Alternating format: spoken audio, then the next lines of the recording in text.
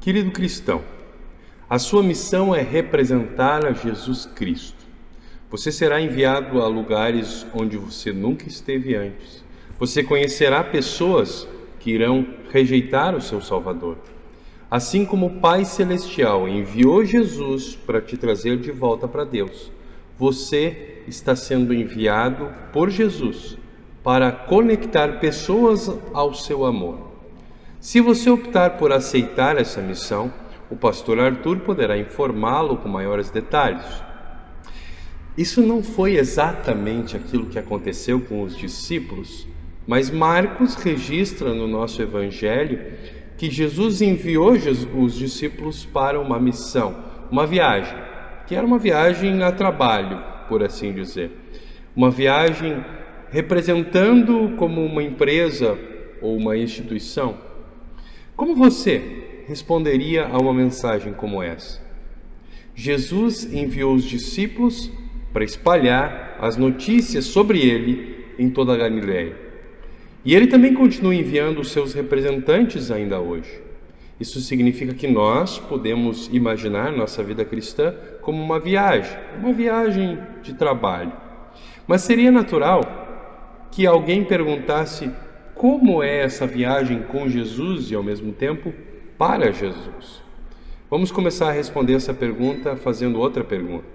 Se você estivesse indo fazer uma viagem para Cristo, o que você levaria na mala? Se nós seguirmos as instruções que Jesus deu antes da viagem aos seus discípulos 2000 anos atrás, nós sabemos que nós não precisaremos de uma grande mala. Nós sequer precisaríamos de uma pequena mochila. Não levaríamos nada, como diz Jesus.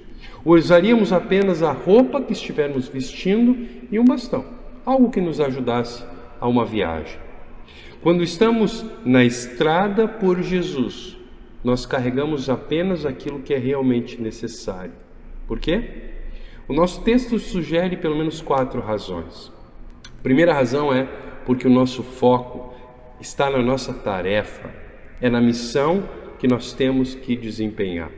Como é legal viajar de férias e aproveitar o máximo que a gente puder aproveitar, mas espera um pouquinho. Que tipo de viagem é essa que Jesus propôs aos seus discípulos? Não é uma viagem de férias, mas uma viagem de trabalho.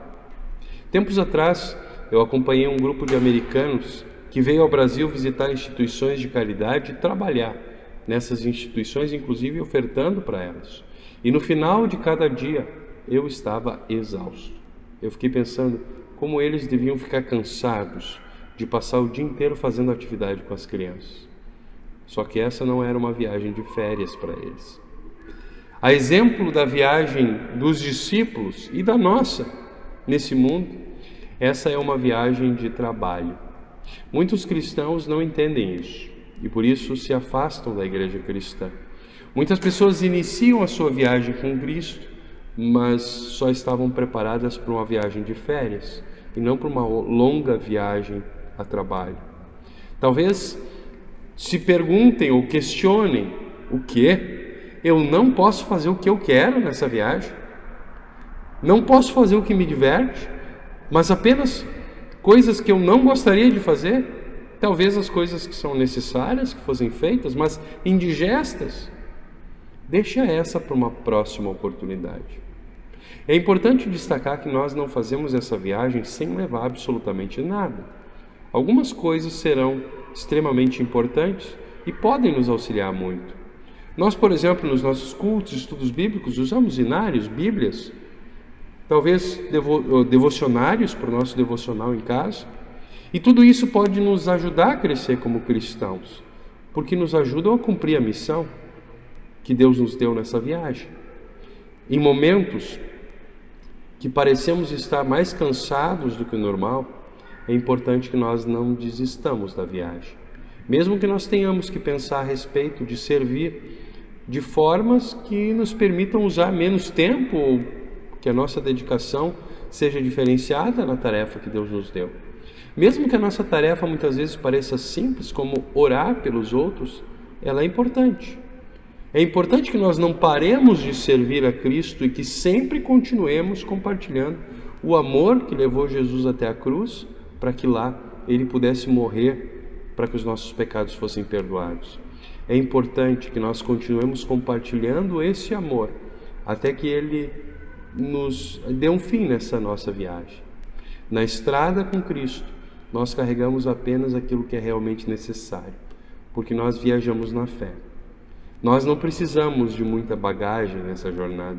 Foi assim com os discípulos. Jesus os incentivou a depender da providência de Deus, para dormir a cada noite. É isso que significa aquilo que Jesus diz a respeito de não levar uma segunda túnica. No período do Novo Testamento, era comum que quem viajasse levava uma peça de roupa, por caso de terem que dormir ao relento durante a viagem. Jesus esperava que os seus discípulos fossem hóspedes das pessoas, nas suas casas. De fato, Jesus diz: não levem nem comida, nem dinheiro para comprar comida. Não se preocupe com o abrigo, confiem que Deus vai providenciar tudo isso para vocês. Confiar que Deus irá prover o necessário para a nossa jornada não é algo fácil. Muita gente se nega a viajar sem que antes faça uma reserva num bom hotel ou combine com um amigo onde vai ficar, por exemplo. As palavras de Jesus reforçam a importância de reconhecer que nós não estamos no controle das nossas vidas. As nossas vidas estão, aliás, sob o controle do Senhor. Por mais que nós possamos ser bons nos nossos contatos, por mais que nós tenhamos habilidades de planejar uma boa viagem, o Espírito Santo certamente fará tudo, inclusive as melhores reservas para nós, enquanto viajamos nessa viagem com Jesus. Nessa viagem nós não temos necessidade de muita coisa, porque viajamos na fé. Na estrada com Jesus nós carregamos apenas aquilo que é necessário, porque nessa viagem, a rejeição não significa fracasso. No versículo 11, Jesus avisa aos seus discípulos a respeito da rejeição, quando diz: se alguém não receber vocês, ou não ouvir vocês, então sacuda o pó da sandália. Nós cristãos do século 21 podemos estar mais próximos de saber a respeito do que é rejeição, do que talvez nossos pais e avós. Nos nossos dias é muito comum que muitas pessoas não queiram ouvir quando nós compartilhamos a nossa fé, não querem admitir que são pecadoras, não admitem que precisam de um Salvador. Para muitas pessoas, outras partes da vida são mais importantes: trabalho, esporte, lazer. É claro que tudo isso pode ser visto como bênção de Deus, mas quando nós fazemos dessas coisas mais importantes do que Deus, mensageiros que dizem que Deus precisa estar em primeiro lugar, esses não serão bem-vindos. Porque Jesus fala para os seus discípulos a respeito de fracasso, nós podemos saber que as coisas nem sempre darão certo. Sabia que o inventor Thomas Edison, que inventou a lâmpada, por exemplo, falhou milhares de vezes antes de conseguir inventar uma lâmpada?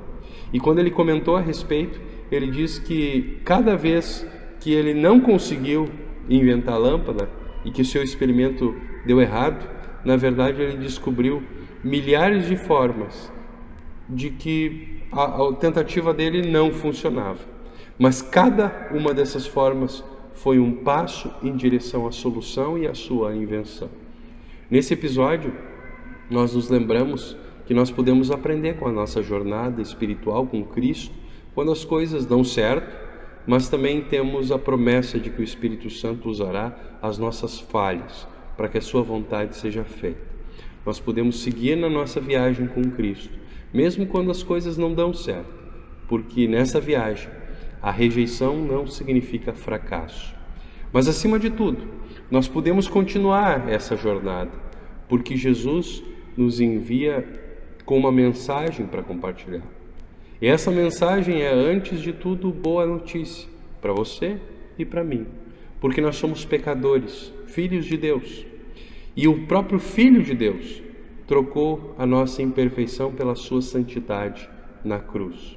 Nós recebemos o seu perdão e a vida que nunca termina como um presente.